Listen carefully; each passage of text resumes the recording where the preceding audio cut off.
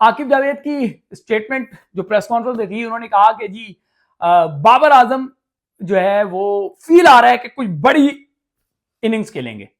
सही है। उन्होंने कहा कि जी उनसे जब पूछा गया कि जी उनको आपने ओपनर भिजवा दिया, तो उन्होंने कहा उनकी फॉर्म पे उन्होंने कुछ सवाल उठाए।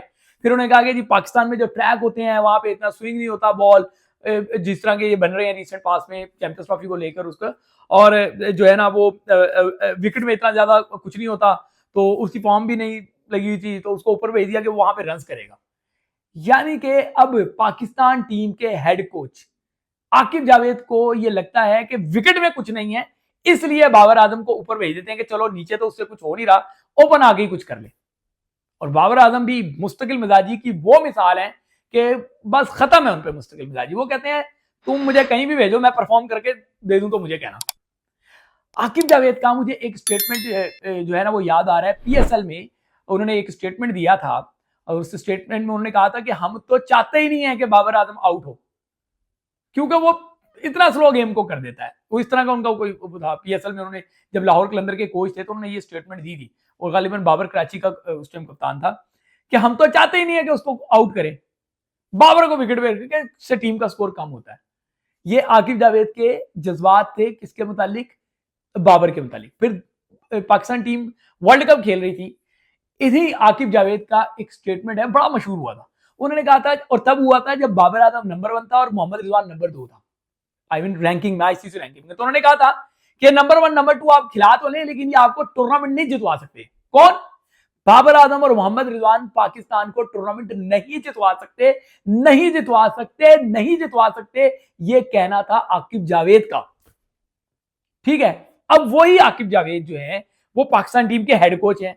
प्रेस कॉन्फ्रेंस होती है, न्यूजीलैंड से पाकिस्तान शिकस्त आता है, उसके बाद वो प्रेस कॉन्फ्रेंस में आते हैं, मुस्कुराते हुए आते हैं, और उनसे जब सवाल होते हैं और उनसे पूछा जाता है कि बाबर जो है उसको ओपनर भेज दिया, तो उन्होंने जो बातें की उसको बातों का क्रस निकाल लें आप, तो वो इससे ये साफ तासुर लग रहा है कि उन्होंने बाबर पे रहम खाया उसको ओपनर भिजवा के कि जी नीचे तो कुछ होता नहीं है, चलो ऊपर ही चले जाओ, और ऊपर भी तुम्हें ये एडवांटेज होगा कि जी डेड ट्रैक होंगे, मुकम्मल बैटिंग पैराडाइज विकेट्स होंगी, तो चलो जी उसमें जाओगे और जाके कुछ करके दिखाओगे। लेकिन बाबर से वहां पे भी नहीं हो रहा। अब नौबत ये आ गई है कि बाबर को फिट करने के लिए, कि बाबर को किसी तरीके से फिट रखे हैं, कोच साहब को ये स्ट्रेटेजी बनानी पड़ी है कि उनको ओपनर बना दे, और उससे एक दिन पहले, मैच से एक दिन पहले, या हाँ एक दिन पहले, वो बाबर आजम की स्टेटमेंट थी। वो उन्होंने मिक्स मीडिया जोन में, जब शाहीन अफरीदी एक तरफ खड़े हुए थे, एक तरफ बाबर आजम खड़े हुए थे, मीडिया वाले आधे आधे बेचारे इधर थे आधे उधर थे, उनसे सवाल हो रहे थे। और उसी दिन मोहम्मद रिजवान की भी प्रेस कॉन्फ्रेंस थी। क्रिकेट बोर्ड, क्योंकि पाकिस्तान मैच जीता था ना, वो 356 रन बनाए थे जब उन्होंने, तो उसकी खुशी में पाकिस्तान के क्रिकेट बोर्ड को समझ नहीं आया, 3 खिलाड़ी लेकर आ गया जी कि जी कुछ अंदर रिजवान से पूछ लें, कुछ शाहीन से पूछ लें, कुछ बाबर से पूछ लें। उसमें बाबर आजम ने क्या कहा था? बाबर आजम ने कहा था मैं टीम के लिए ओपनर आ गया हूं। ये इन्होंने तमाशा बना रखा है। एक कहता है कि जी नीचे उससे कुछ नहीं हो रहा था इसलिए ऊपर भेज दिया, दूसरा कहता है मैं टीम के लिए ऊपर आ गया। भाई आप दोनों साहिबान अगर टीम के लिए कुछ सोच रहे हैं तो फिर वो तो ये बनता है कि बाबर को आप बाहर बिठाएं, जिस तरीके से आपने कामरान गुलाम को बिठाया कि जी कामरान से नहीं हुआ ज्यादा, कामरान बाहर बैठेगा, तो उस तरह आप बाबर को भी बाहर बिठा दें। बताएं ना मुझे, ये किस तरह की पाकिस्तान की क्रिकेट चल रही है कि जो आपको मजबूरी है जो आपके लिए कि उसके पीछे बहुत बड़ी पर्चियां हैं, बहुत बड़ी सिफारिशें हैं, बहुत बड़ी ताकतें हैं, उसको तो आप बाहर नहीं बिठा सकते। उसको जब आप नहीं बाहर बिठा सकते तो फिर आप यही करेंगे कि इसी तरीके से आप पाकिस्तान क्रिकेट को जो है ना वो पता नहीं किस समझ पे लेके जा रहे हैं।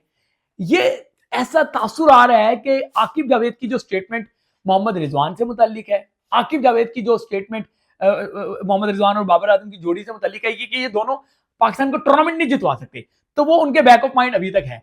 ऐसा लग रहा है वो स्टेटमेंट थी बाबर आजम से मुतालिक कि हम उसको आउट नहीं करते, वो अभी तक उनके दिमाग में है। तो क्या इसको पुरानी दुश्मनी समझा जाए, या बोगस समझा जाए, या वो समझते हैं कि ये खिलाड़ी कितने जोगे हैं, ये समझा जाए? कुछ समझ नहीं आ रही। फिर आकिब जावेद प्रेस कॉन्फ्रेंस में कहते हैं कि जी चैंपियंस ट्रॉफी, उनसे पूछा गया कि ये बेहतरीन खिलाड़ी हैं जो आपने चैंपियंस ट्रॉफी के लिए मुंतखब किया है, तो उनका कहना है जी ये बेहतरीन खिलाड़ी हैं। उनसे कहा गया कि जी आकिब जावेद उसका बताएं, जरा आमिर जमाल का बताएं। कह रहे जी आमिर जमाल को हमने खिलाया था तो आमिर जमाल वो नहीं हुआ, मतलब वो मुतासिर नहीं कर सका। जनाब आकिब जावेद साहब, तो फहीम अशरफ ने कौन सी जगह पे मुतासिर किया जो वो टीम में आ गया? है कोई इसका जवाब? खुशदिल शाह ने फिर ऐसा क्या कर दिया? अभी टीम में आया, क्या 7 रन बनाए गालिबन? चलो पहले तो उसकी बारी नहीं आई थी, जब बारी आई तो कितने रन बनाए? 7 रन बनाए। वो कैसे टीम में आ गए? फिर जब उनसे पूछा कि स्पिनर्स को लेके, तो वो कहते हैं बाकी टीमों को भी देखिए कि बाकी टीमों में भी स्पेशलिस्ट स्पिनर कितने हैं। सर आप काउंट तो करें, बाकी टीमों के स्पेशलिस्ट स्पिनर कितने हैं? उंगलियां खत्म हो जाती हैं, उनके स्पिनर खत्म नहीं होते। सिर्फ इंडिया 5 स्पिनर्स के साथ आया है। ये जो न्यूजीलैंड आपको 2 बार हरा गई है सर, इस न्यूजीलैंड ने आपके लिए 3-3 अपने स्पिनर्स उतारे। सही है, ब्रेसवेल स्पिन करता रहा, वो क्या नाम है उसका, सेटनर उनका कप्तान, वो स्पिन करता रहा, फिलिप्स स्पिन करता रहा। ठीक है, जनूबी अफ्रीका को आप देखें कि उन्होंने केशवर महाराज को भी खिलाया और तबरेजी को भी खिलाया। ठीक है, आप इसी तरीके से आने वाले स्क्वाडों में देखें, जो जो स्क्वाड है अफगानिस्तान में जाके स्पिनरों की भरमार देखें आप। पाकिस्तान ने क्या किया? एक मिस्ट्री स्पिनर तो कभी भी मिस्ट्री स्पिनर पे टीमें रिलाई नहीं करती, क्योंकि उसका तो वो हिसाब होता है चले तो चांद तक वरना शाम तक। पाकिस्तान क्रिकेट कहां पे लेके जा रहे हैं आप? मुझे कुछ समझ नहीं आ रही कि ये पाकिस्तान क्रिकेट के साथ हो क्या रहा है। पाकिस्तान में आप किसी को भी किसी राह चलते हुए को रोकें, उससे पूछें कि दिल पे हाथ रख के बताओ कि क्या ये टीम जीतेगी, पहले तो वो दिल पे हाथ रखने को तैयार ही नहीं होगा। ठीक है, वो वैसे ही कह देगा ये टीम नहीं जीतेगी।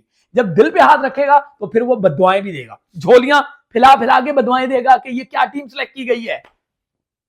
जिन्होंने ये टीम सेलेक्ट की है वो झोलियां फैला फैला के बददुआएं देगा। पाकिस्तान के लोग जो है ना, वो टीम को लेके बहुत ज्यादा इमोशनल हैं। आपने कर क्या दिया?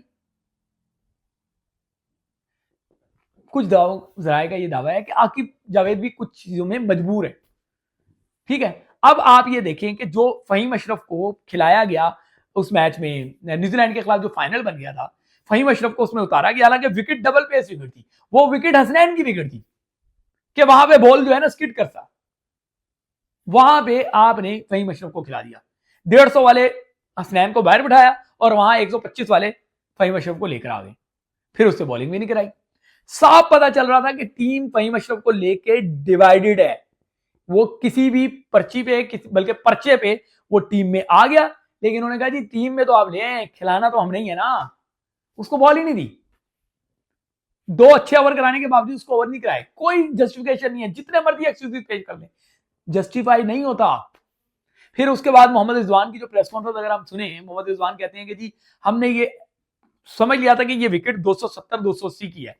सर 270-80 पार स्कोर था ना, इसका मतलब है कि पाकिस्तान टीम को 300 रन कम से कम बनाने चाहिए थे।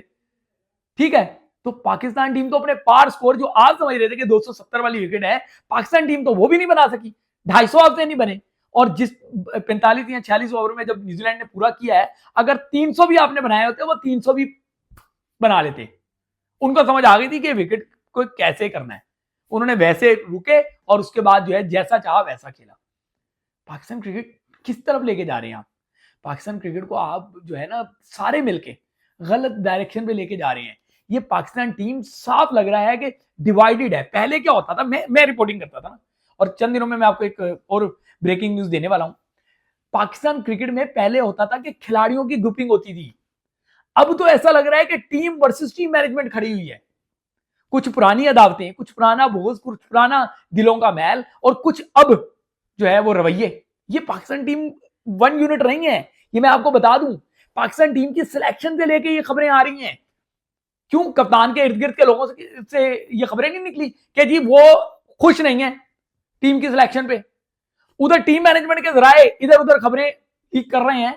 सही है, और ये जराए क्या होते हैं, बस छोड़े मुझसे ना, सच ना बुलवाएं, वैसा जो खत्म ना हो। टीम मैनेजमेंट के जराए कह रहे हैं कि जी वो खुशदिल को नहीं लेना चाहते थे, टीम के जराए कह रहे हैं वो फहीम अशरफ को नहीं लेना चाहते थे। यानी कि फिर ये तय पाया, एक तेरा एक मेरा, चल आइयो ऐसे टीम लेके चलो। तो जब आप इस नहज पे टीमों को सिलेक्ट करते हैं, जब इस स्ट्रैटेजी के साथ टीमें सिलेक्ट करते हैं, टीम वन यूनिट नहीं होती। टीम वन यूनिट नहीं होती तो फिर यही होता है कि आपका बॉलर मोहम्मद हारिस रऊफ वो इंजर्ड है, उसकी इंजरी हर बंदा चीख चीख के कह रहे कि भाई ये इंजरी, क्रिकेटर अब तो बोल रही है कि ये इंजरी इतनी जल्दी नहीं होनी, लेकिन वो स्क्वाड में टिका हुआ है। क्यों? क्योंकि भाई वहां पे मजबूती अलग है, वहां पे एक अलग किस्म की मजबूती है। ठीक है, जिसका पवा है, जिसकी लाठी है, बहस उसी की है। आने वाले दिनों में मैं आपको बताऊंगा सिस्टम कैसे काम कर रहा है। मेरे चैनल को लाइक करें, सब्सक्राइब करें, शेयर भी करें, ताकि अब ये जो हमने सच बोलना है, इस कारे खैर में, इस नेक काम में आप मेरे साथ आए। चाहे आपका ताल्लुक इंडिया से है, चाहे पाकिस्तान से है, आप क्रिकेट से प्यार करते हैं, इसलिए आगे बढ़ें, इन वीडियोस को शेयर करें और हम इस सच के पैगाम को सब तक पहुंचाएं। हम बताएं कि पाकिस्तान क्रिकेट के साथ क्या तमाशा चल रहा है।